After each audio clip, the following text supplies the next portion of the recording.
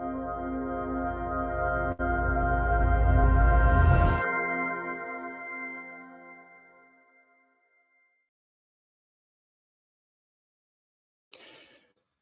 everybody, to this week's edition of Pluralia Dialogos. I'm very, very happy to be joined today by three special guests. We're going to have a special focus as well on the topic, not just of the Arctic, which will be, of course, a theme, but more the question of the idea of value per se. It is becoming more and more clear to people around the world that this is more than simply a glitch in the system that we're living through. There is a systemic breakdown crisis of the transatlantic financial system as it has been known, especially under the age of consumer society, globalization. Discussions, open discussions about what the new idea of value, what the new priorities should be, what is the role of the nation state, what is the role of the thinking mind in participating in the unfolding of the directionality of society. These are all questions that are increasingly coming up in a more serious way. And so today's presentations, what we're going to be doing is something a little bit different from our typical punchy geopolitical show. We're going to have one presentation by an Australian, a fellow Commonwealth compatriot, Robbie Barwick from the Citizens Party of Australia. We have another presentation from my fellow Commonwealth compatriot in Canada, Peter Scholz, who will do something very, very important and special about the idea, the philosophy of rail development, resource development, nation building in the Arctic and beyond as a healthier paradigm for the 21st century and beyond. And then we're going to have a third presentation by that will be pre-recorded by a figure by the name of Gregory Pelman, who is the co-founder of the Silk Road Films, of the Global Peace Initiative, and also something known as the Blue Sky of the Earth Museum Project, which he set up a few years ago. And Gregory is going to showcase some of his philosophy of development, what he believes the new paradigm should be. And again, that will be a pre-recorded video at the very end. So before we do anything else, let's listen to let's welcome in our first guest, Robbie Barwick.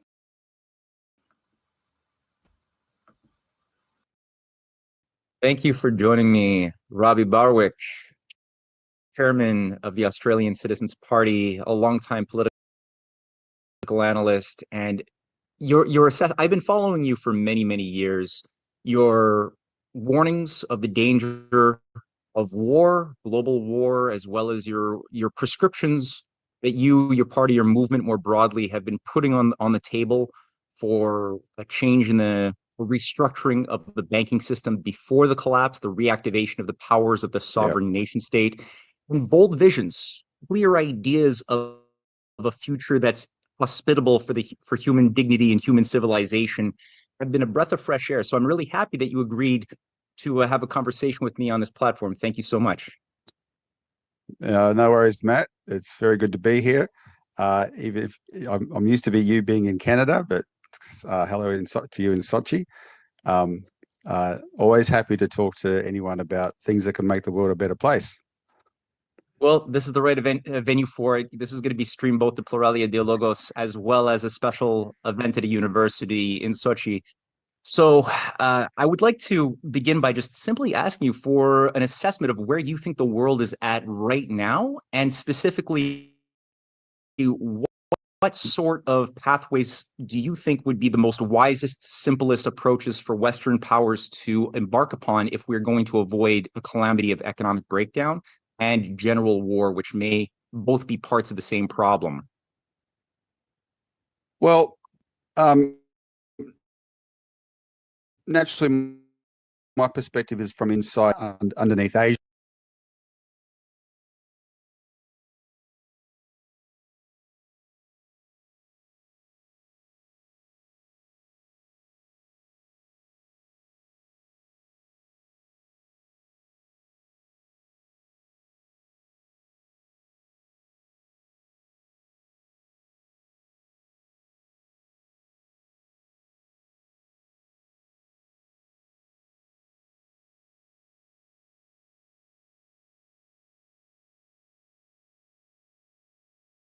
last few years, my favorite, it's become a meme online, but it's a map of the world. And it's the map of well, there's two versions of it. There's a map of the United States, Canada, Europe, and just Australia and New Zealand. Everything else is empty, and that's called the world. And they use that map when they say the world condemns Putin for the invasion of Ukraine, or the world condemns China for such and such, right? But they're only ever talking about the white Eurocentric Anglo-American sphere. That's really what they're talking about. And then you see the other side, which is the map of the rest of the world, which is two-thirds more than two-thirds of the actual world, the whole of Eurasia. And that is the rest of the world. And what I point out to my fellows, there's a lot of hand-wringing going on inside of a country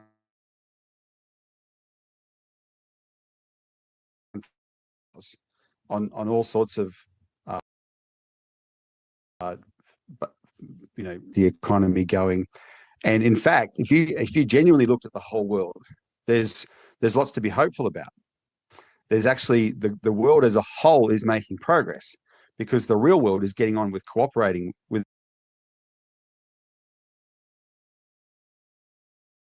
each other around formations such as the BRICS, the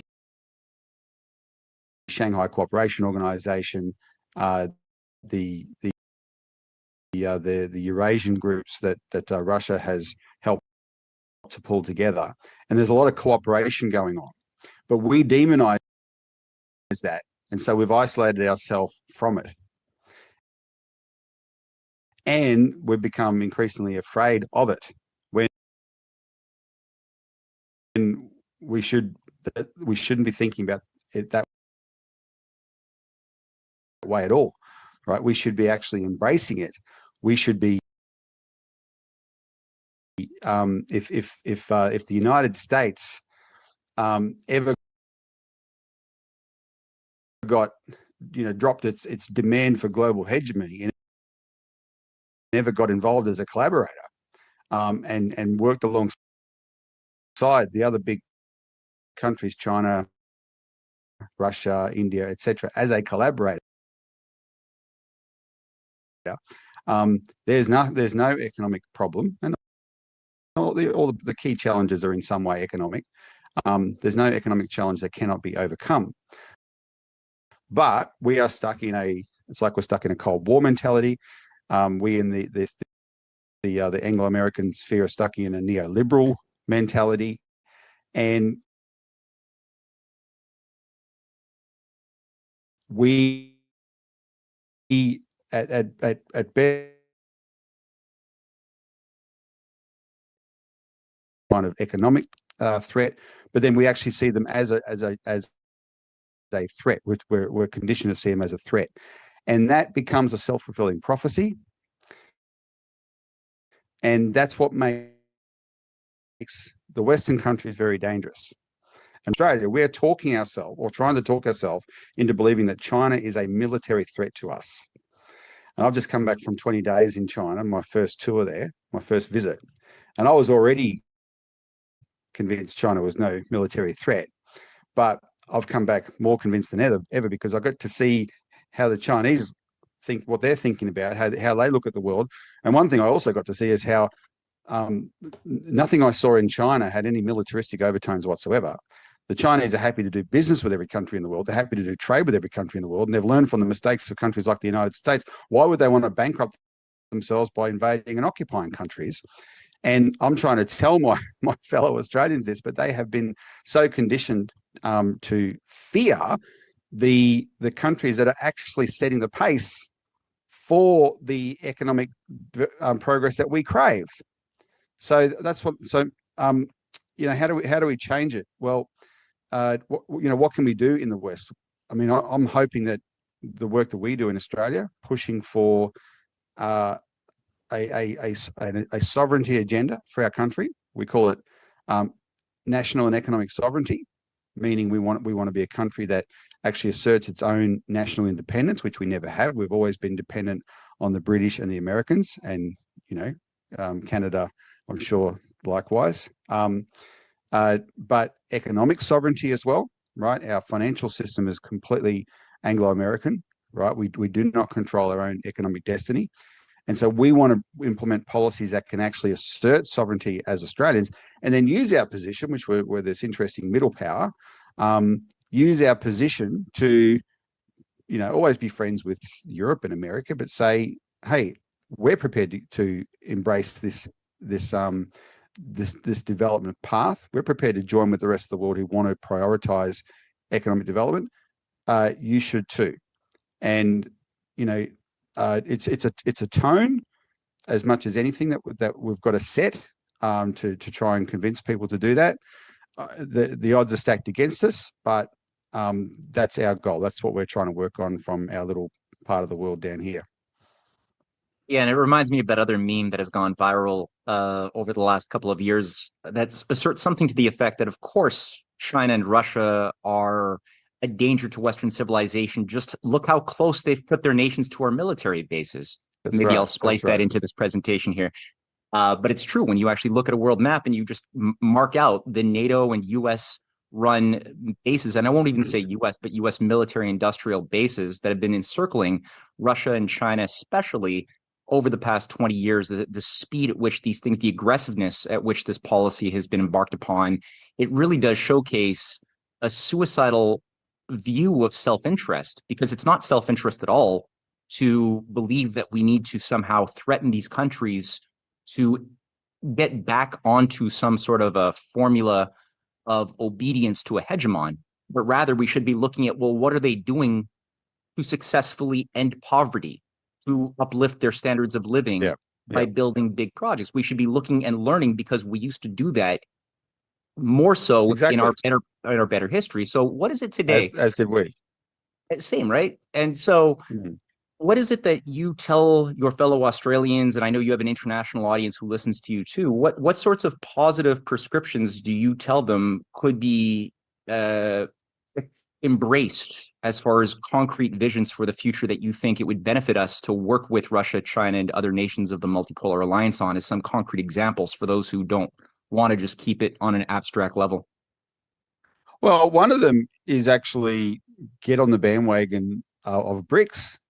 We should be, we say at minimum we should be cooperating with BRICS, but let's apply to join.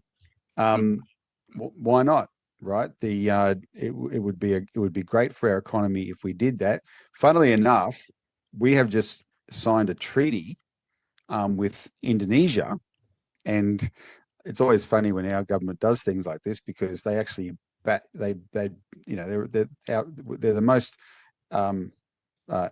outspoken half the time in bad mouthing Russia, especially. We try and be a bit nicer under this current government. We're trying to be a bit nicer to China, but always bad mouth Russia. No one's more evil than I often say China's the most slandered country in the world, but Putin's the most slandered leader in the world. And so, and so BRICS has no currency here in the mainstream politics in Australia at all. I mean, it is like, no one talks about it. It's the enemy. And we're trying to say, hang on, look what it's doing. Look who's joining it. And and our government's bragging they've just signed this treaty with Indonesia. Well, Indonesia is now a BRICS member, right? So we now have a treaty arrangement with a BRICS member. And I'm without the Australian people being aware, we're actually finding ourselves quite close to this arrangement. So I'm saying let's join it. For a long time, we have, and I'm talking about 25, 30 years, we have advocated for infrastructure that can tie us in to things like things like the Belt and Road, but we're advocating it before the Belt and Road existed. But we're advocating in the context of what, if you remember the American economist Lyndon LaRouche's concept of the Eurasian land bridge, which is very similar to what Belt and Road is, right? And so the kind of infrastructure I'm talking about is I'm in Melbourne, which is at the bottom of Australia, used to be the world's most livable city. But we don't. Australia as a landmass doesn't have big internal waterways, and of course, the North America does. China certainly does, and these big internal waterways are good for economic development, right? So we have a very empty inland as a result of not having such waterways. But there's more than one way to skin a cat. So let's build railways, right? And so we worked with a great engineer who proposed a Melbourne to Darwin, which is a city right at the top of Australia, fast freight railway line that could connect to fast shipping.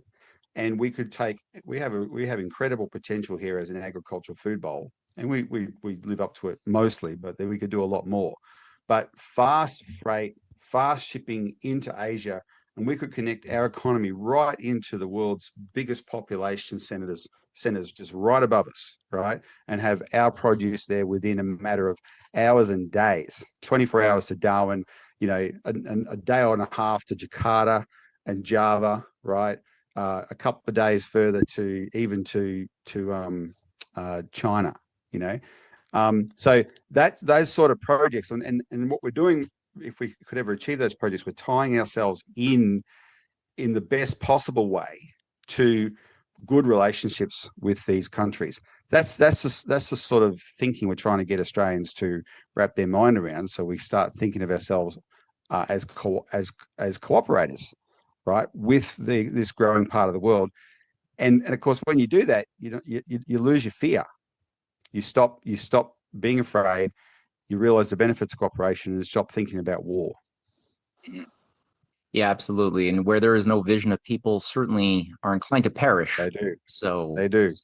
People wonder why it is that we're sitting on a giant bubble that once was a viable industrial economy that's become a casino bubble of unpayable debts. And they wonder, how did that happen? Yep. Well, we lost a vision. Yep. We lost the idea of building for the future. So I think what you've just touched on is something fundamentally human. It's premised in natural law. It's premised on something which proposes to build a viable economy that is going to be sustainable in the best sense of the word. And I thank you very much for providing a voice of sanity from another part of my fellow Commonwealthian world, which is desperately lacking. So thank you so much, Robbie Barwick, for these words of wisdom, and I look forward to future conversations. Happy to. Thanks, Matt. Enjoy your time. Thank you. All right. So that was Robbie Barwick. Now, as promised, my fellow Canadian, Peter Scholz, is going to be joining us in just 1 second. Peter has impressed me immensely as somebody who has done more rigorous work on charting out the development potentials, the resources, the different pathways to actualize the building up of Canada's Mid-Canada Shield, the Arctic, and so much more. So very, very happy to introduce a freelance transport and town planner, Peter Scholz. Peter, welcome to the show. Nice to be here. Good morning, Matt. Yeah, well, I asked you today. You've done so much work. I've heard your presentations on many an occasion. I've been immensely impressed, and I think that if we are going to be able to embark upon the 21st century with a healthier new system, your quality of thinking is going to be really important. So I just want to give you carte blanche to just showcase anything that you think is important to the idea of the emerging world of Arctic cooperation, the Bering Strait discussion, anything you want to do in this degree, it's all yours. I give it to you. Well, thank you very much, Matt. I will try to keep it fairly tight. If you like, you can share the link to another interview where, you did give me carte blanche, and that was 3.5 hours long. So if people want to dig into more details on these kind of facts, they can. So my story is I am a transportation planner registered with the Institute of Transportation Engineers in Washington, D.C., and I'm a registered professional planner with town planning in Alberta. I had lived in Nunavut for 10 years, and I was recruited by Alaska to Alberta Railway to help them build a railway from, figure out through the preliminary work for a railway from Alaska to Alberta, and that was in 2020. Best team I've ever worked for. We were taking an Indigenous focused approach, where it'd be Indigenous owned 49% and those kinds of things. But there was some rotten smells coming out of the ventilators, and the chairman was caught with his hand in a cookie jar, is the way I put it in a nice way. And the Ontario Securities Commission got involved and they shut us down. And the company was declared bankrupt and the assets were seized by a bankruptcy agent. And they deemed the project to be of zero value, would not sell it for any price. And, no one's severances were paid, for example. So in my case, I ended up being laid off holding my fourth daughter, who was then 2 weeks old, in my arms. I had brought her to the meeting to show the team because everything's virtual. And that was that.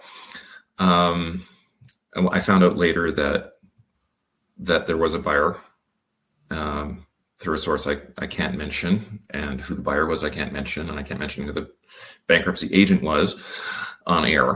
But when I found out that the sale had been been turned down as the assets being zero value, I had some questions in my mind that have not really been satisfied, because we had engineering diagrams, we had existing relationships, we had MOUs with First Nations, we had routes picked out, we had some early permitting done, we had initial work for an environmental assessment report. It was all, it was right-of-way agreements with landholders. Like, surely that's worth more than zero, right?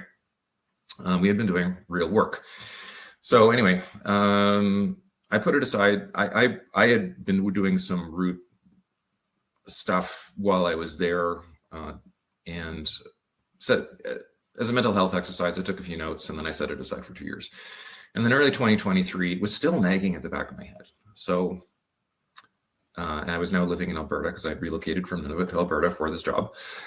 And now I made the transition to freelancing. And I just want to say this before you go on. I just want to say this quickly. For those who may not know, this experience that you just described, I mean, before the actual hand of the cookie jar and all of those tragic experiences and running into all of the invisible walls, was given an actual federal endorsement by none other than Donald Trump in September of 2020, which did shake things up, because this was being looked at by people in very high levels at that time, at least, pertaining to the Alaska to Canada, the Alaska to Alberta rail idea. So the fact that you had so much momentum behind it, and then so many unnecessary obstructions that got in the way, both internally within that agency, but also externally, these are all very important things. Just for people who are listening may not know this, these are really important dramas, which should be kept in mind. So I'll let you continue on as you were shifting gears and looking for a new way of putting your knowledge to good use. Oh yeah, I appreciate that. Yeah, it's a bit of a house of cards going on. I come from a planning background and more of a technical background, and I've branded myself as just being someone that understands the geography, the geotechnical risks and options, potential costs, and understands the roles of the Indigenous groups as being the traditional stewards of the land, that they view themselves as being appointed by the Creator to be stewards of their traditional territories. Some people may agree with that, some people not, but the fact is they view themselves that way, and I view that. If someone views themselves and says, I'm the steward of my people, are the steward of this area, I'm going to respect that, whether or not I agree with them on a religious perspective, because they've been there for thousands of years and they have knowledge of it. So, the reason A2A hired me when it did was because Trump issued the cross-border permit at the Alaska-Yukon border. So there was increased enough certainty enough that they were willing to start hiring people to look more on the Canadian side. But what I'm going to be sharing today is a sort of a very high-level recap of routing information, so people understand basically the layout of the land, literally. And I will touch briefly, because I know the audience is interested in the Bering Strait. I have not looked at it at a close level. And in the current geopolitical situation, I don't foresee myself doing that. But, geopolitics change minute by minute sometimes. Well, I'll just say just quickly, the reason why I asked you to incorporate that into today's presentation is simply because since it was circulated just a month and a half, 2 months ago by Kirill Dmitriev, a representative of the Kremlin, this image has imprinted itself on a lot of people's minds. And currently I am in Sochi for a film festival. And I'll tell you, a lot of Russians are very, very passionate about the idea of the Arctic and especially the Bering Strait. So that's something that I'm just seeing more and more in the conversation, including now in North America, which I haven't seen before because of this type of intervention. So I appreciate that you're humoring me by introducing a little bit of the consideration into your general outline. I appreciate that. And the reality is, I mean, I appreciate the Russian enthusiasm. Canada is the sticking point, technically. And Canada, getting through Canada is a lot harder issue than you think. And most Canadian, you know, I see lines going from the point of Alaska and just connecting some point semi-randomly in Canada. I'm going like, there is volumes of information in that crayon line that need to be considered. And I'm going to do a very, very high level survey of that. And I'm basically a teaser. If you really are interested, go to that 3.5 hour posting and we'll get into more technical, you can go into more technical detail. Yeah, that's going to be in the description box under this video very soon. So check that out, people. Okay. So, so the story of share screen. Okay. Let's go 2 monitors. Okay. Share screen. Okay. Window. No, I want entire screen and I want that one. Okay, good. Okay, so this map had its earliest days in 2020 when the project died, and or 2021. The project died. The first version of this, I was making the map. I was literally crying. There was wet on my cheeks because this was my passion. And it became sort of a mental health exercise because I had so much information in my head. I just needed to get it out so I could move on. And I put it aside for 2 years. And then in 2023, I had made the transition to freelancing and it was still niggling in the back of my head. I'm like, what if? Why not? The project did not fail for good reasons. And I called up a couple dozen. Matt, are you still there? I don't see your subscreen anymore. I am indeed. Don't worry. I just wanted to give you full. Sure. Full access to this one. Yeah. So I called up a couple of dozen First Nations and I said, we or my team had been in contact with you 2 years ago, and were you actually genuinely interested? And all of them said yes, but we want to be part of this from point -1. We want to be there from before early planning stages. So I began a process of revising the map that had started. My primary sources of information were the Rail Atlas at the University of Alberta Archives, which included many hundreds of maps that were created mainly in the early 19th century when there's a bit of a rail boom in Canada. And a lot of visionaries were thinking which train could go where. So, and then the A2A information from the company I'd worked before, some of which was, the details may be under NDA, but you can't copyright the Earth, right? If there's a line on a map, you can't copyright. You can copyright the details of that line because there's more work in the detail than in the general identification. Anyway, so on this map you're looking at, there are 4 colors. If the color is red, it means there is a train there. If the color is orange, that means there is a deactivated railway, which is of interest to us because it means you can put a train there because there was a track there. If it's green, it means somebody who, with either an engineer or a surveyor qualification, put that line on a map sometime in the last 110 years. And if it is yellow, that means I have looked at the route. It is suitable topographically. That means gradients and curvature. Trains do not like turning left or right, especially when they're mile-long trains moving at 80 or 100 kilometers an hour and have, 1,500 meters of rail cars behind them. They do not like turning. They really don't like going up or down. These things are 280,000 pounds a car times 300 cars. So we're looking at 1% gradient maximum, avoiding areas of significant topography, tunneling, etc. And actually looking into detail. So that's where this map came from. And for the engineers in the audience, what I have found when I'm talking to an engineer one-on-one is they look at this map and they go, yeah, so what? show me the data, prove it. So then I go to this screen and I say, here's your data. And so you're seeing here a smattering, and I'm not going to go over these lines in great detail, but this is drawing out the lines. The white line is the A2A line, which was proven out. And for example, I'll zoom in on this pass here. Where are we? Summit Lake. There we go. Okay.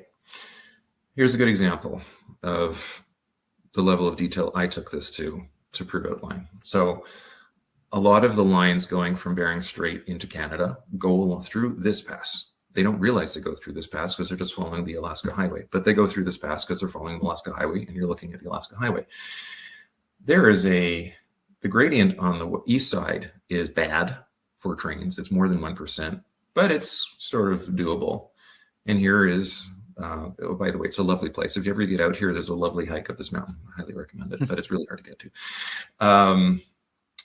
Lovely lake. We're at 1335 meters. Now you see the highway just goes down this, whatever, But down over here, it's 1,100 meters. So there's a 250 meter gradient between this lake and this river. This is only about 5 kilometers. So the cars and the trucks are going down at 8-9% gradient. Trains can do 1%. How do you get around this? Well, I said, let's side cut all the way up this valley, like 5-10 kilometers, and notice it's going across a rather scary looking erosion slope, 2 of them, and it's going past a rubble field. And then it's making a sharp curve. What is a sharp curve? It's usually a spiral tunnel. So it's going in, it's spiraling around inside the mountain and coming back out again, and going back all the way back down again. So this is equivalent to something you'd see at Kicking Horse Pass. It's doable. It's very expensive, and there's also permafrost in this area. So it's side cutting along a mountain is hard. Side cutting along a mountain that is eroding is harder. Side cutting along a mountain that is eroding with permafrost underneath you, which could melt once you expose it, is really hard, really expensive. So what does this end up? When I look at this loop, I get numbers like, $200 million, $300 million just for this. Okay. And that's to get the train down, and then there's another crazy drop over here. So the train has to make this crazy loop-to-loop to try to hold to a 1% gradient. But picking out where this could potentially go, this takes time. So this map, the raw data, and with all those loops, I'm able to stay sort of at a 1% gradient, right? So that's an example. I have done that for all of these colored lines across this map. And that takes time. So I've put about 2,000 hours into the map. There's your raw data. And that's remarkable. And that's just to bring the consideration of the inclination or the gradient change. That's all this is, that you had to do this immense amount of work. And that's not even factoring in the resource deposits where Yes. the preferable. Okay. All right. Wow. Yes. So it's Canada is always like this it's almost like a black box for world transportation planners. And they're like, we'll put ships through the Northwest Passage. Well, that sounds easy. Canada has the most complex ice conditions in the world by far. Each pass between each of those islands is a different ice story with a different ecological considerations, right? So with Russia, in the Russian mindset, you have a fairly straight Siberian coastline. You've got a few islands offshore, but basically in the wintertime, the ice extends from the North Pole down to the coast. And in the summertime, the ice extends from the coast and moves back up again towards the North Pole. And you have 40 icebreakers and you run along the North Coast as you know through Northeast Passage. It's fairly straightforward. I'm going to a shipping summit next week, and I'm spending a half hour just talking about a few passes and the ice conditions and a few passes in the islands up there. I'm not talking about Northwest Passage. I'm talking about getting to Bering Strait. But there it is. It's the same sort of situation on the terrain. So the way I summarize this, so I showed the GIS system basically. So there's raw data behind this thing, and to just give one example. And there's dozens to hundreds of examples of this. You could also tunnel, but again, tunneling, the rule of thumb is $1 million a meter in Canada, and that's not including permafrost stuff. So up here in the north, depending on your permafrost conditions, and this is peri-permafrost area, so you may not have to worry about it too much. The permafrost may only go down 50 meters or so. But in the high Arctic situation, when you're dealing with a tunnel where the ground is frozen down 0.5 kilometer, you're building a tunnel through ice. What does that mean in terms of vibrations and freezing and the way ice moves when it's under consistent pressure? You know, the tunneling and those kinds of things get really scary really quickly in terms of costs and potential risks. So anyway, the way I summarize this tangle of lines for folks is there's basically two options if you're getting up to Alaska. If you're going through British Columbia, you can see my cursor there. Yep. Because the pass I just showed you was deliberately chosen because it's over here. You know, I tried to figure out the route around it. Again, this yellow line is about as ugly as this green line. The yellow line means I wrote it. The green line means somebody else did. It's still, you're looking at these crazy engineering efforts. So I highlighted this one in part because Fort Nelson is often the connector point showing on your maps coming from the Bering Strait. And that's just one issue, getting to Fort Nelson. Once you get into Fort Nelson, the railway from Fort Nelson down to Chetwynd is full of canyons, and it was designed for resource extraction trains that are maybe 10 or 20 cars long, moving at 20 kilometers an hour, carrying logs and wood chips, maybe some gravel. Upgrading that line to a class 1 would be more expensive than just picking a whole new class 1. So I don't regard this as a legitimate option for the Bering Strait connection. If you're going through British Columbia, I focus down on Dease Lake as your primary option, and that basically has to do with the way the glaciated valleys in British Columbia align and they converge at Dease Lake. Now you see an orange dotted line coming in here. Mm-hmm. There's track bed all the way there. It's proven out. Once you get to Dease Lake, there you can go up through central Yukon, through Watson Lake this way, or you can go through Stikine Plateau and then connect with the Alaska Highway Corridor, which also aligns with the Yukon-Alaska natural gas right away up to Alaska. That would be your cheapest route.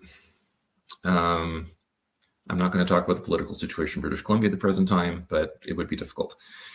If you're going through Alberta, which is your primary alternative, because of the way the rivers converge, the river canyons, you're basically looking at a conversion point at Fort Vermilion, which is a very small, very lovely settlement where Treaty 8 was signed, Treaty 8 with the First Nations there, and you're crossing the Peace River there. You can see a red line dotting down here and say, well, why can't we just cross in another location? Well, the reason for that is this, again, is a resource extraction railway. It's intended for 20, 30 kilometers an hour. Rebuilding it to Class 1 standard costs more than a resource, than just building a new one. And getting through Peace River, you're going down 250 meters, and then you're going up again at 2.5% grade with higher speed limits in the winter than the summer, because when the ground is frozen in the winter, they can travel faster safely. These are not considerations you're looking at a Class 1 rail. When a Class 1 rail, I'm meaning the trains that are 1.5 kilometers long, moving at 80 to 100 kilometers an hour. They do not like going left or right. They really don't like going up or down. You're looking for flat, straight. And whenever you're encountering these major geographical hurdles, you're spending a lot of money to get through them. Tunnels, bridges, etc. So you converge at Fort Vermilion, and then you would go across the Liard at this point. I can spend a lot of time talking about why you want to cross the Liard at this point. Just trust me at this stage, because I don't want to spend hours. Entering through the toe of the Yukon and converging at Watson Lake, and then probably going up through central Yukon again, and the two options converge at Tok, Alaska. Now, resources. And a lot of people don't know this, but there is no rail connection. Just so it's very clear in the audience's mind, because we have people listening from Europe and from all over North America, and even me in Canada, I didn't know this until not that long ago. There was no rail between Alaska and Alberta or British Columbia. There's I there's a significant amount of missing, even though there was a lot of discussion and momentum in the 60s, 50s, and 60s to building that. It just stopped. So what you're calling for right now is finally fitting that gap together that would bring us into the Arctic, into Alaska in a serious way. Thank you. Okay. Yeah. So we'll just highlight that orange and red lines. Our northern boat, we have an existing railway ending at Prince Rupert, and then we have a railway that was started and never finished going to Dease Lake. There's a whole story why it was started and not finished. I'm not going to go into that.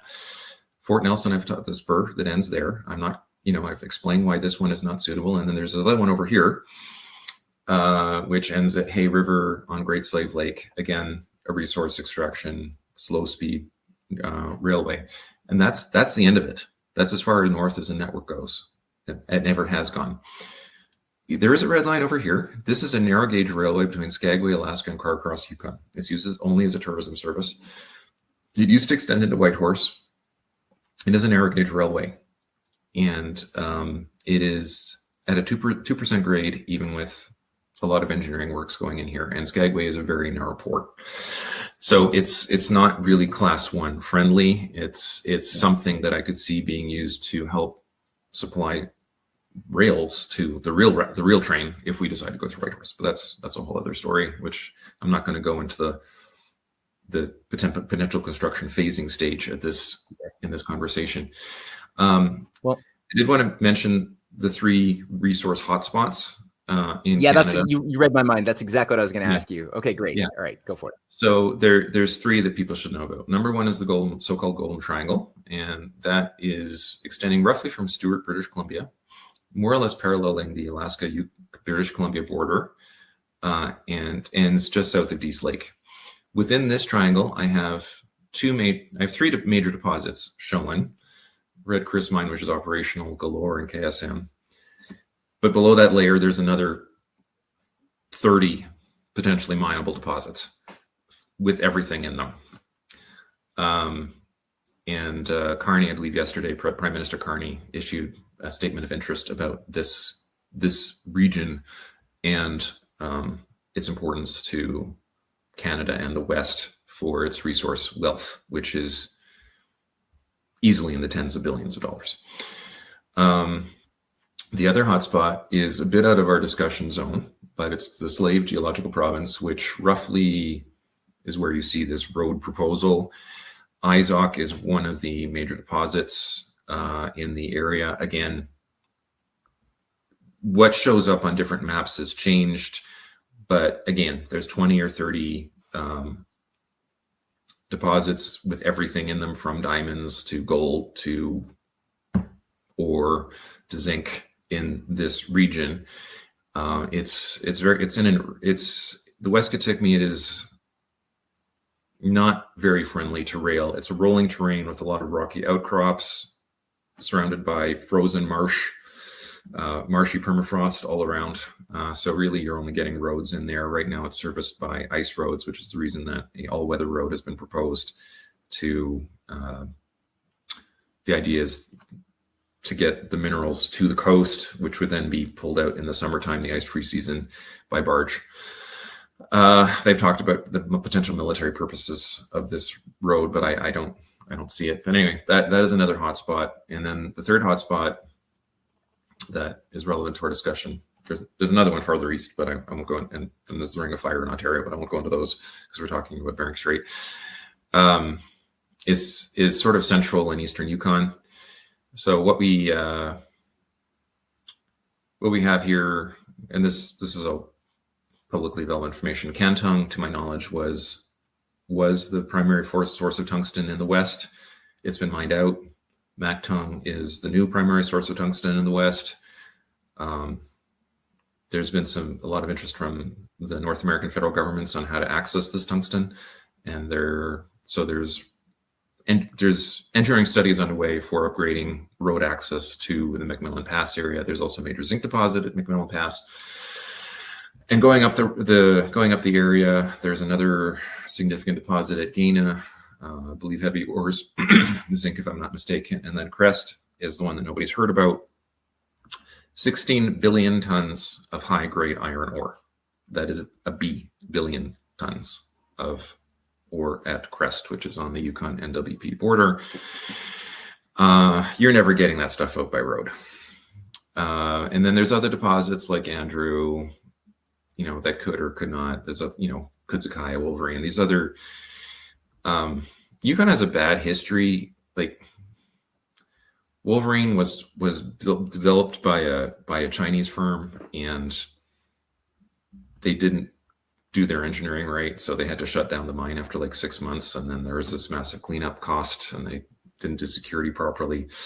So there's been another story of a frozen dam core failing at a different mine near Mayo, like about 6 months ago. Yukon has a bad history of mining companies cutting corners, and that has not helped us at all. And when I hear those things, when I hear about with modern technology and modern engineering methods of these kinds of failures, I just shake my head. I'm like, you are not helping anybody when you cut corners, because you destroy the reputation of the mining industry, you destroy the interest in resource development, and you empower folks that believe that anything people touch is turned to crap. And they are then feel, when you show these industrial concepts, they feel empowered to oppose them because of what's happened in the past. And that definitely makes things more difficult for folks like me. But anyway, there's Casino, another major zinc deposit, which the railway. Well, on that note too, I mean, I think Hollywood also doesn't help, but we're several generations into a lot of conditioning where, on the one hand, you actually have very bad behavior from industrial firms that clear crop forests, that have done a lot of damage to the environment, undoubtedly. But then it's the idea that there could be a sane way that industry and infrastructure develop in a big way without destroying nature and ecosystems is not even discussed. And we go to the other extreme, as I felt in my heart for many, many years, just having been through the education system. I saw the idea of a rail was, for me, just reprehensible. The idea of an industry smokestack was disgusting. I got a visceral emotional feeling looking at these things, until it took many years for me to sort of put on different glasses and start reappreciating why these things have been so rapacious, so destructive. And it can't be oversimplified, or else we do a lot of damage. So I appreciate that nuance that you're. No, I thank you very, very much. No, I appreciate that. And, the government response to these disasters has been to establish more and more and more regulation. And then they hire people out of university that have perspectives similar to what you or I had when we got out of university, which is industry is bad. And then you put them in charge of these regulatory processes. So then you end up with the situation we have now, where it takes 20, 25 years to get a permit. And then it gets delayed and delayed and delayed by this silly thing or that silly thing, or some junior regulator saying, oh, I need one extra piece of information. Sorry, you'll have to delay your startup by another year. This happens again and again and again. But so I'm seeing both sides of the story. By bringing this up at this stage, in this context, we're all in this together. And when we talk about this railway and all these potential mining and other economic activities that could be empowered by this railway through Canada, I think we need to, we need to develop a culture where we're sort of a community culture. We're all sort of watching out for each other. So no one's going to tell me that a frozen core dam failed and there wasn't an engineer somewhere that was watching it. Like, so somebody was aware, somebody was ignoring the signals. So that can't happen anymore. We need to have a culture where we're doing nation building together. And, that's one thing I have found is when we do talk about nation building in this sort of context, I get a real feeling of community with people, other end of the country, people I've never met before. It's like, yeah, we're building a better country together. What are the things we need to know? And, I've been able to add some contributions saying these are the route options and these are where the resources are. But I'm also being upfront and open about this is the pitfalls that have hurt us before. And they're political, some are real. And there's a feedback mechanism. If we all look at this together, like if it's not just an engineer says, oh, I'm not going to ignore that warning sign on this design, but it's like, if I do my job badly, this could shut down a tens of billions dollar railway. It could hurt for future generations. It's going to destroy the reputation of the industry. Suddenly it's like, yeah, I'm an integral part of a machine, of a nation building machine, of a Canadian advancement, and I'm damaging that. So everyone is going to have to take that perspective of very high responsibility. So with that, I'll move across the border into Alaska, unless you have any remaining questions on Canada. No, but I do want to just repunctuate, just because what you said is so important, that when you're doing real nation building, the way you're showing how it used to be done and how it can and should be done again, you're really also doing citizen building, right? You're reshaping in a healthy way the identities of those individuals who will make up the government, who will make up the democratic society, which means that it could only work when the citizen has a moral and intellectual vested interest as their subjective self into the objective health of the society that they were born into. And that means they have to appreciate, where did they come from? What is required to sustain the next generation to come after? And when people have that, then the decisions that they make when they go to vote, when they think about what policies are shaping my world, are going to be coming from a much higher a place of wisdom.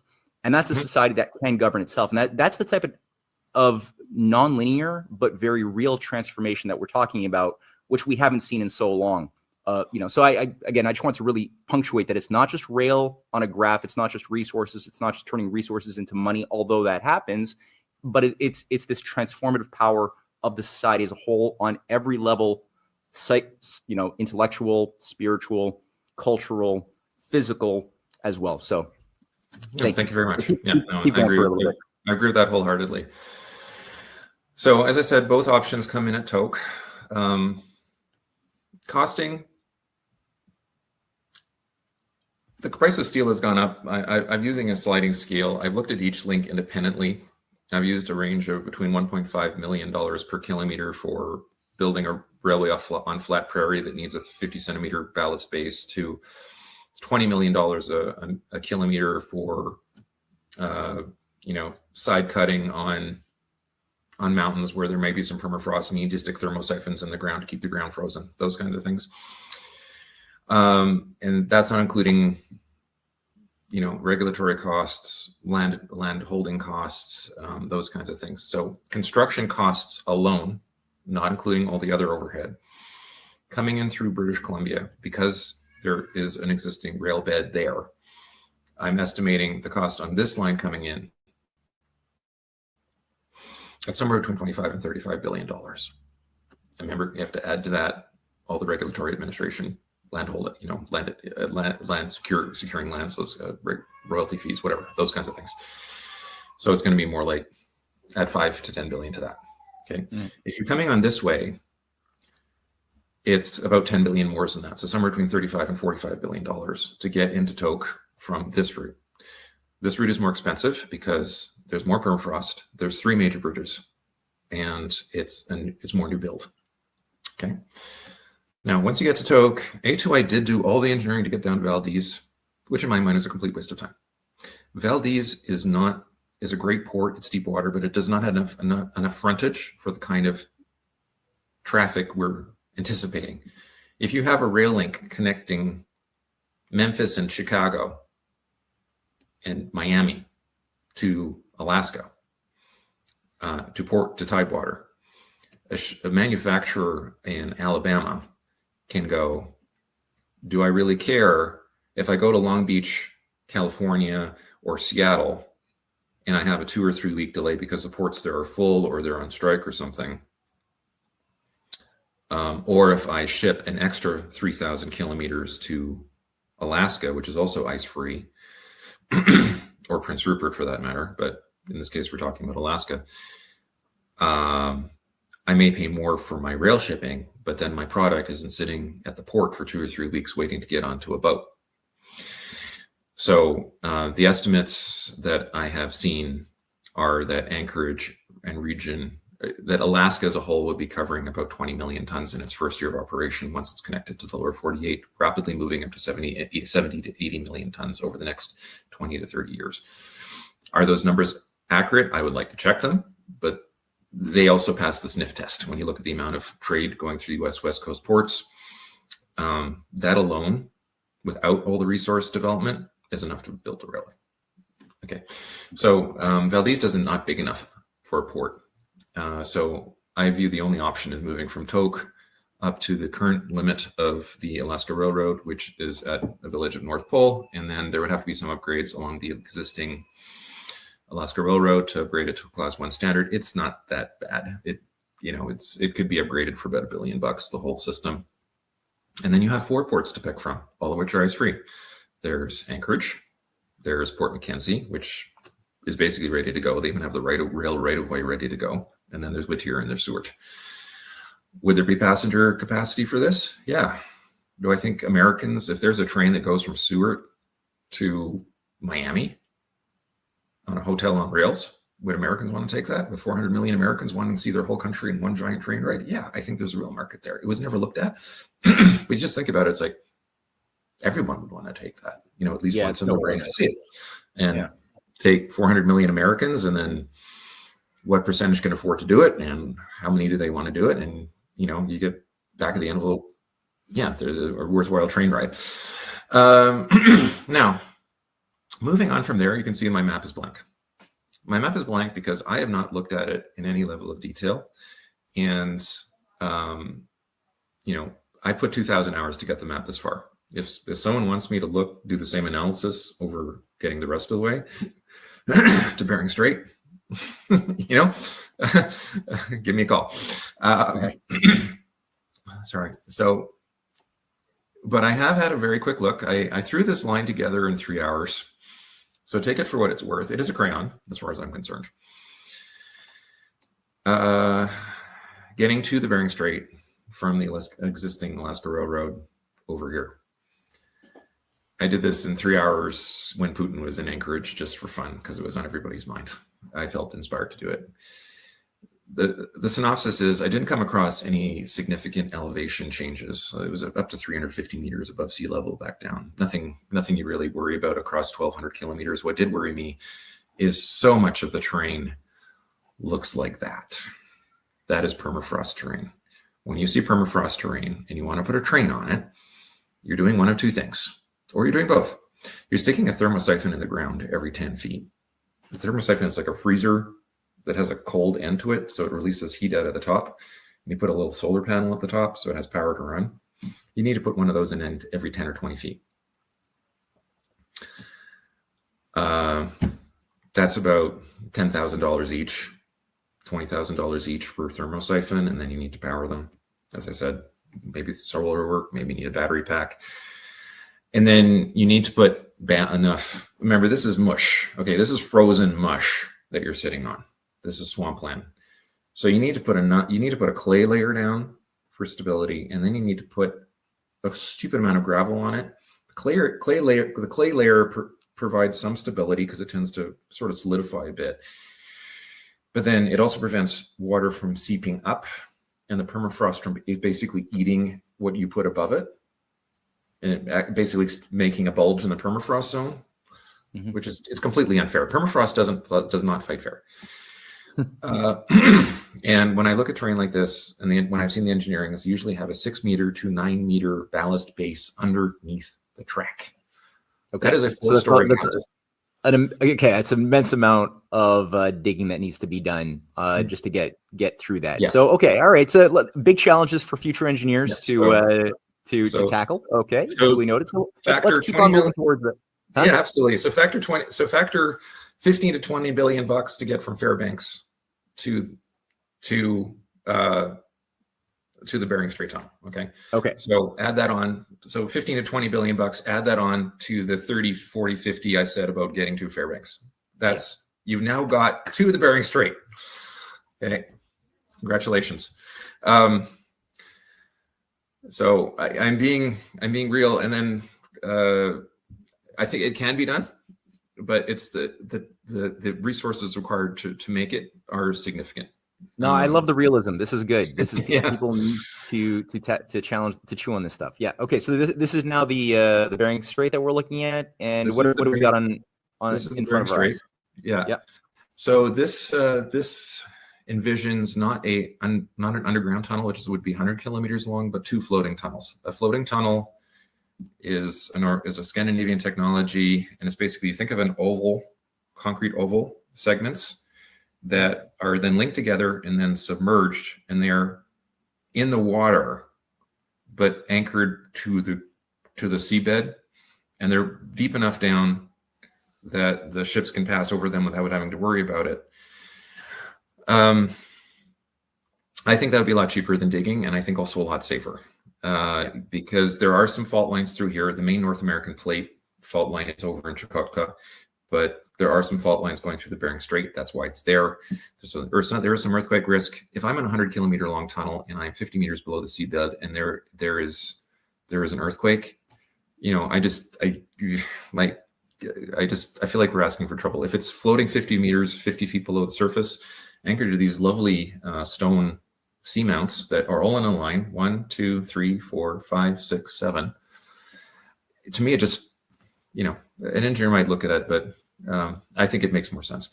So I think would it be the case that there would be more degree of flexibility? So if the ground does seem to be is moving a lot because of a big earthquake, the anchors would also be more flexible and wouldn't necessarily just destroy the tunnel. Yes, exactly. Okay. And also there's some major currents through here, but because the tunnel doesn't have to be straight, the tunnel can curve a little bit, give it some flex and way. Mm-hmm. So engineers can work around that. So that I would see the train going on a causeway out to where the water is about 50 feet deep, and then entering the tunnel would enter the water. 50 feet is only like 20 meters, so it's actually, trains don't care. That's not a big issue for them. You're not dealing with gradient slopes. You come up for air at the Little Diomedes Island, build a causeway or a bridge across the Big Diomedes Island. That is where the US-Russian interchange would be, or exchange, whatever. And then sink back down. And again, this is 35 kilometers underwater each segment. 35 kilometers is not a freaky number in my mind. There's plenty of tunnels and bridges that are more than 35 kilometers nowadays. You come to another causeway and you enter Russia. Now, I have not looked in detail, as I mentioned. I've did a quick scan online. I found this map. So whoever did this map, and if you can find the guy that wrote it, I'd love to talk to him. But it shows 3,500 kilometers to Yakutsk of new build. And because the line wiggles the way it does, it tells me they've put some thought into where it's going to go. Where I like to go is, why did you pick that particular wiggly line and another wiggly line that's right next to it? Right. That's where my brain comes in. What are the other options? Mm-hmm. That's what I like to look at in detail. But anyway, I'm taking that it's official. So Yakutsk to Namau, which is, I believe, the name of the community on the Chukotka side, 3,500 kilometers. There is some talk in the Russian government about extending the line from Yakutsk and then going to the sea at Magadan, which would cut your overall distance by, I don't know, down to 2,800 kilometers from this point up to Chukotka. But again, you're dealing with terrain that is, I'll just pick a random point: mountains, permafrost, valleys. So Russian construction costs are a lot less, but you're dealing with significant costs on the Russian side as well. And then you have your bridge. Would this thing work? Oh yeah. If you're connecting into the Chinese industrial heartland across to North America, the people if it's double track, I think it would be full like the first day, and the ports would still be running at full capacity. So that's my 20-cent tour of the Bering Strait. Yeah, no, Peter, thank you so much. I really appreciate the rigor. Like I said, I always find this refreshing. It's so easy to draw lines on a map and to play the world like it's a game of Sims, but to actually see somebody who's been on the ground, who's thought through the variables, I really, really appreciate that. And I'll just add a couple of quick images here. The reason why I'm actually in Sochi, for those who may not know, that I was invited to speak or to have my film presented at a film festival. So my wife, myself, Jason Dahl, our filmmaking friend, put together something called the Arctic Theater of War or International Cooperation about a year ago. And it really went through a history of the idea of the Bering Strait Tunnel as a concept, the idea of cooperation among sovereign nations, starting at the Civil War, even a bit before, and going through to the present, and the various moments in history where we came close. And there is something that is featured in this video that caught my eye some time ago, featuring a map, which I'm going to just pull up here super quickly. And of course, it's not showing up. Oh, I want it to. Oh, there it is. So right there is an 1890 map called Gilpin's American Economic, Just, and Correct Map of the World, featuring this entire grid of rail networks that, of course, the feasibility studies weren't done in a rigorous way, but the concept was there. And Gilpin was somebody who was at the time the former governor of Colorado. He was Lincoln's personal bodyguard before that. He won Lincoln's trust, and Lincoln appointed him the first governor of Colorado. And before that, for 20 years, he was known as the father of Manifest Destiny, who was the first person in the 1840s to champion the idea of building the Transcontinental Railway, which finally got started during the Civil War and was finished in 1869. And his idea was, from the very beginning, and I think Lincoln probably got a lot of these ideas from Gilpin and some of his Russian friends, was to extend the transcontinental that ended in California all the way up through British Columbia into Alaska that Russia had just sold to the United States and onward into Eurasia, based on a concept of the greenbacks emitting productive credit and cooperating instead of fighting your neighbors. And that concept was, I think, very powerful. Even the Tsar Nicholas II commissioned a team of American engineers to go to Alaska to carry out feasibility studies in 1905 over the Bering Strait, and it was covered in the New York Times and Western press as well. Of course, some revolutions, some wars got in the way, and the world went in a different direction.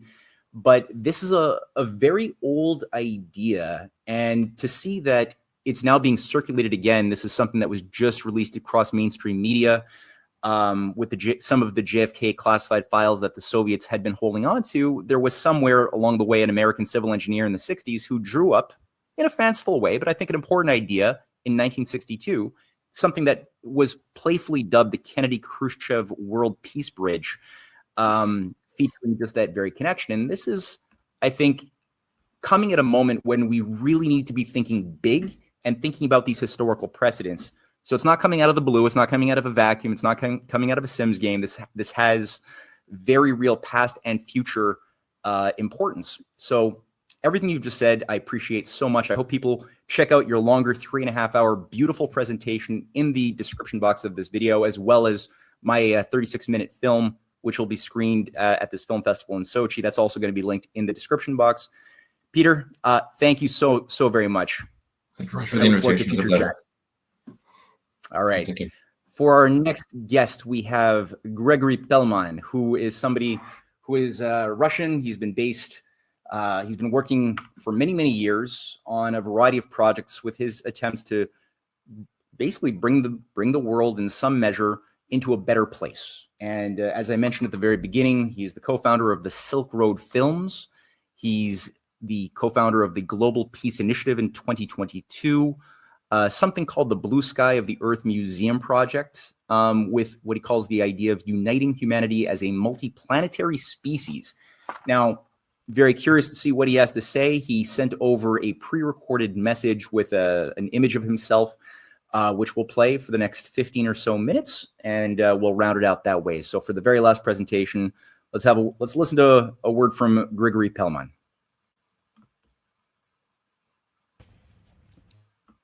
Good afternoon, distinguished participant of the forum. My name is Gregory Pelman. I am a citizen of Russia and Israel, founder and president of the social organization One Future, established in 2016. Allow me to present the concept of cultural and education center within the Bering Strait Bridge Tunnel, transport and logistic complex, a project trigger for the transition and formation of a new civilization of one humanity. Within this cultural and education center, it is essential to construct the lighthouse dome of the blue light of the earth, which will serve as a symbol of the necessity to preserve the unity of humanity in the present and in the multiplanetary future. My address is based on materials prepared together with my colleagues and presented at the International Film Festival We Want Together, which took place in Sochi in November 2025. And let me begin with the ideas of my estimate colleague Salem Hamid, a citizen of the United Arab Emirates, which sets the fundamental historical context for our conversation about one humanity. His report, The Loss of Humanity and the Need for a New Civilization Ethics, formulated a key idea. Since August 6, 1945, the day of atomic bombing of Hiroshima, the course of world history has changed its direction. For the first time in millions of years of life on Earth, a phenomenon became possible that had previously been impossible in nature. One person, one political decision, one button can destroy all humanity. Thus, humanity entered a historical zone of global danger. The subsequent decades, the hydrogen bomb, ballistic missiles, hypersonic weapons only confirmed a simply reality. Since 1945, humanity has lived under the constant threat of self-destruction. And simultaneously with this, an unprecedented transformation took place. Humanity was born as a single subject. Before 1945, humanity was a philosophical concept, a sum of countries, cultures, and civilization. After 1945, it became a single social system in which any major war potentially becomes nuclear, where global processes are interdependent, and where the survival of individual states is impossible without survival of whole humanity and enter species.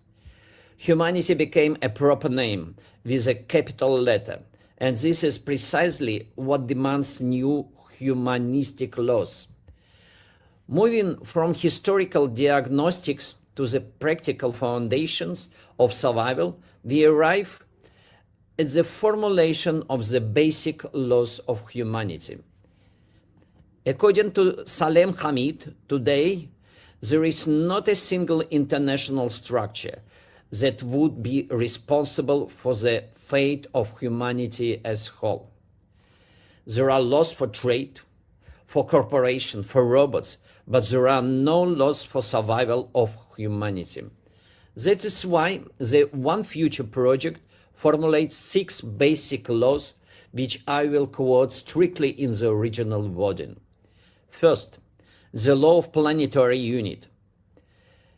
Humanity lives on one planet Earth and depends on its ecosystems. Second, the law of one future.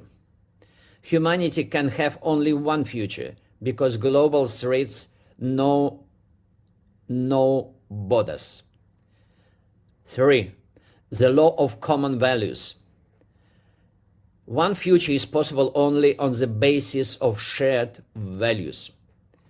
The law of the higher purpose. The highest goal of humanity is survival and development. 5th, the law of multiplanetary. Humanity must become a multiplanetary civilization in order to guarantee its long-term survival and development. 6th, the law of unity in space. In a multiplanetary future, humanity is obliged to preserve its internal unity and share values in order to avoid self-destruction at a new level. These laws are not an ideology. This is ontology of survival of the species Homo sapiens. And if these laws set the framework for the survival of humanity, then the next step is to understand which forces and which elites are capable of leading us through this transition. These questions are answered by Priyanka Yadav in her speech, The Need to Change Civilization Logic and the Role of Public Initiatives. My colleague Priyanka Yadav, Masters of Graduate of the Higher School of Economics in Russia, Director of the Development of Cooperation between Russia and India, presented the view of the younger generation in her report. She is just 31 years old. Changing the civilization logic from destructive elites to creative ones. Priyanka precisely identified why humanity today is stuck in a dangerous loop. Military elites live off conflicts, resource elites of control of resources, financial elites of global debt.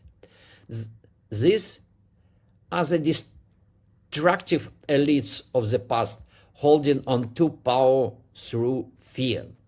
But in the 21st century, a new force is emerging, the creative elite of high-tech, IT, clean tech, edutech.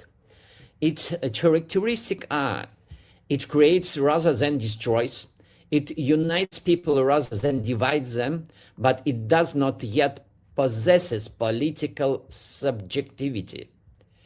Priyanka formulated the main challenge.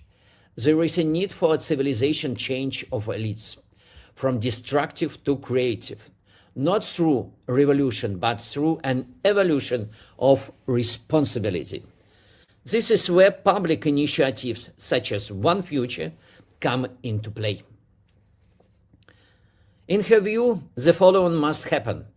Humanity must carry out a civilizational change of elite, not through revolution, but through an evolution of responsibility, not through struggle, but through the transfer of power from destroyers to creators. We propose the One Future plan. In order for this transition to become a reality, we propose the One Future plan, 5 key steps, a roadmap for the creative transformation of humanity. Step 1, the financial signal of peace. A civil moratorium. Do not invest in the military business. Withdraw capital from the military-industrial complex. Defend peace with your own wallet. Step 2, a coalition of culture and technology. Unite leaders of IT, scientists, entrepreneurs, and thinkers. Adopt a manifesto of common values as a code of a new era. Step 3, reorientation toward development. State must invest not in rockets but in peaceful technology, artificial intelligence for medicine, EdTech for children, space for the future. Step 4, control over global meanings. Media must no longer be a weapon of chaos and instrument of escalation, of military confrontation. We initiated the One Future Media Alliance and One Future Microfilm Challenge, a global film platform for movies that create the future rather than destroy it. Step 5, a new political architecture. The technological elite must assume political responsibility. We need leaders of the third millennium, not those who rule, but those who serve. The idea is simple. This is a strategic road of public initiatives. And when we understand which elites and which initiatives can become the driving force of the change, it is logical to ask the next question: around which symbol can all humanity gather at one? A symbol that can unite all humanity. Every civilization has its own symbol. Without a symbol, there is no faith, no identity, no unity. And today the question sounds as follows. What can unite a Muslim and Catholic, a Russian and Indian, a resident of the USA and Chile, and engineer and peasant? The answer is simple. and profound. The blue planet Earth. Blue Earth, our common living home. Blue ocean, which clouds the blue sky of the Earth, a universal and bright identity of all humanity. And therefore, the symbol of faith is the blue light of the Earth. It is a universal sign of the unity of humanity in the present and in the multiplanetary future. But for a symbol to become a living force, it needs space and a form of presence in the world. Let's talk about this. And we propose that it could be a construction of lighthouse of unity, dome of the blue sky of the Earth. However, a symbol alone is not enough. Unity requires form. Thus was born the concept cathedrals of the blue sky of the Earth, blue sky Earth dome. Symbols of the necessity to preserve the unity of humanity in present and in the multiplanetary future. These are global cultural lighthouses spaces where the following are united: science and art, music and cosmos, faith and technology, contemplation and responsibility. They will become architectural centers of culture and enlightenment, points of strength and reconciliation, spaces of nocturne in blue, symbols of humanity, aspiration to unity and development. The first dome cathedral will be built at the entrance of the bridge tunnel across the Bering Strait, where Eurasia and America meet.